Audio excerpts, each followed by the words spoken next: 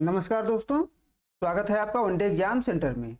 दोस्तों, आज के वीडियो में हम लोग जानेंगे कि भाषा किसे कहते हैं, यानी भाषा का अर्थ क्या होता है और विभिन्न विद्वानों के द्वारा जो भाषा की परिभाषा दी गई है उन परिभाषाओं पे हम लोग चर्चा करेंगे।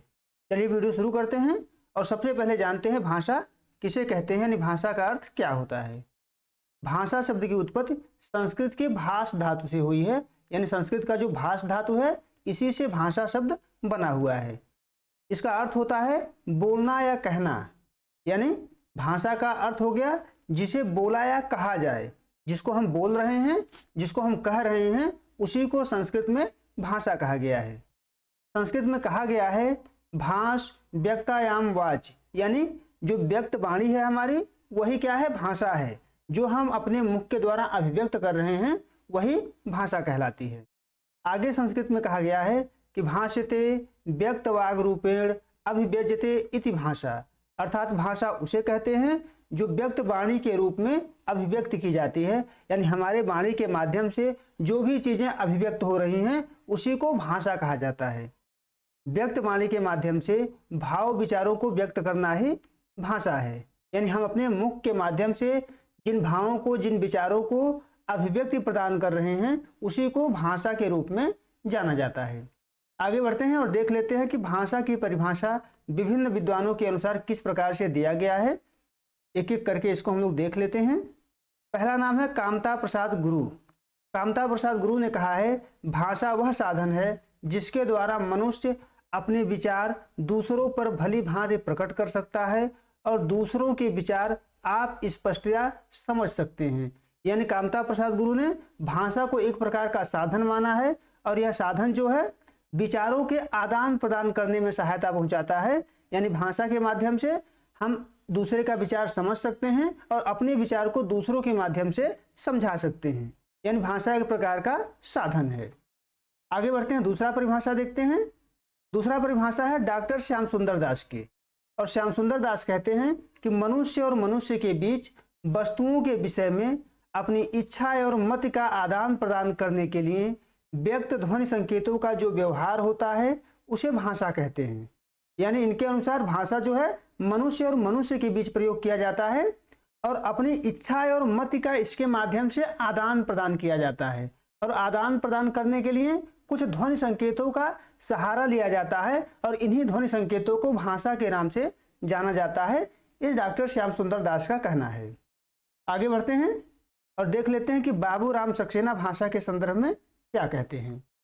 बाबूराम सक्सेना भाषा को परिभाषित करते हुए कहते हैं कि जिन ध्वनि चिन्हों द्वारा मनुष्य परस्पर विचार विनिमय करता है उनको समष्टि रूप से भाषा कहते हैं। यानी इनका कहना है कि मनुष्य जो विचार विनिमय करता है वो किन्हीं ध्वनि चिन्हों के माध्यम से करता है, उन्हीं ध्वनि चिन्हों के समष्टि रूप, यानी जब कुछ ध्वनि चिन्ह इकट्ठा हो जाते हैं तो उसके समष्टि रूप को क्या कहते हैं, भाषा कहते हैं।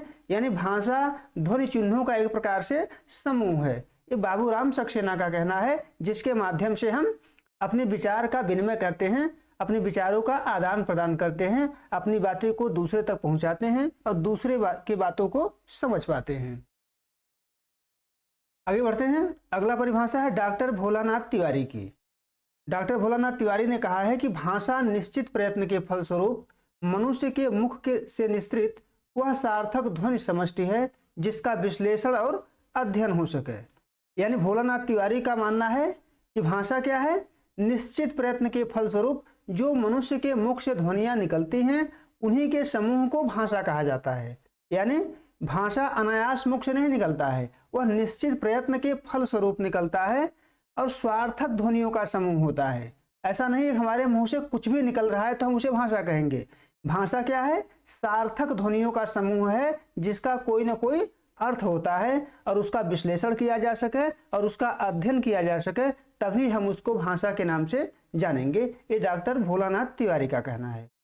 आगे बढ़ते हैं, अगली परिभाषा देखते हैं। अगली परिभाषा है आचार्य देवेंद्रनाथ शर्मा का। आचार्य देवेंद्रनाथ शर्मा ने कहा है कि भाषा यादृच्छिक, रूढ़, उच्चरित संकेतों की वह प्रणाली है जिसके माध्यम से मनुष्य परस्पर विचार विनिमय, सहयोग अथवा भावाभिव्यक्ति करते हैं। यानी इनके अनुसार क्या है, भाषा यादृच्छिक है। यादृच्छिक का मतलब होता है माना हुआ है।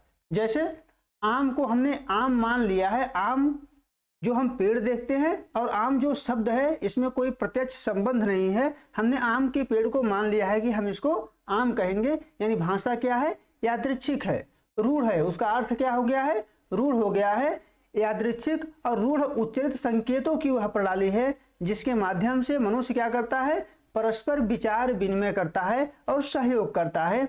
यानी अपने विचार को दूसरों तक पहुंचाता है और दूसरे के विचार को ग्रहण करता है, अपने भावनाओं को अभिव्यक्त करता है। उसी को क्या कहते हैं, भाषा कहा जाता है। ये आचार्य देवेंद्रनाथ शर्मा का कहना है।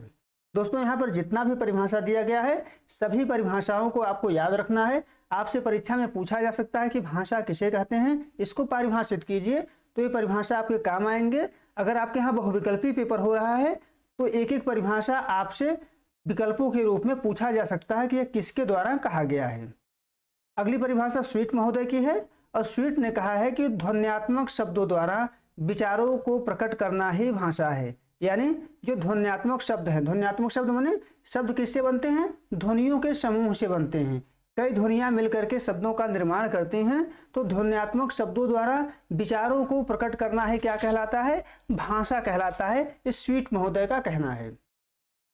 इस प्रकार हम कह सकते हैं कि भाषा विचार विनिमय का साधन होती है। भाषा के माध्यम से ही हम अपने विचारों को आदान प्रदान करते हैं। वक्ता के विचार को श्रोता तक भाषा के माध्यम से ही हम पहुंचाते हैं। श्रोता जो है भाषा के माध्यम से दूसरे के विचारों को ग्रहण करता है। यह निश्चित प्रयत्न के फलस्वरूप मनुष्य के उच्चारण अवयवों से निश्चित ध्वनियों का समूह होती है। यानी भाषा मनुष्य के मुख से निश्चित प्रयत्न के फलस्वरूप ही निकलता है और ध्वनियों का समूह होता है। केवल ध्वनि नहीं होता है, विभिन्न ध्वनियों का समूह होता है, क्योंकि कई ध्वनियां आपस में मिलकर शब्द बनाती हैं। शब्द से ही क्या बनता है, रूप बनता है, रूप से वाक्य बनता है, तब जाकर के भाषा यहाँ पर पूरा होता है। तो हम कह सकते हैं कि भाषा एक प्रकार का साधन है जिससे मनुष्य अपने विचारों का आदान प्रदान करता है, दूसरे के विचार को समझता है और अपने विचार को समझाता है। उम्मीद है आपको ये वीडियो पसंद आया होगा और आप समझ पाए होंगे कि भाषा किसे कहते हैं। आप हमारे चैनल को सब्सक्राइब करिए, वीडियो को लाइक करिए, शेयर करिए। बहुत बहुत धन्यवाद।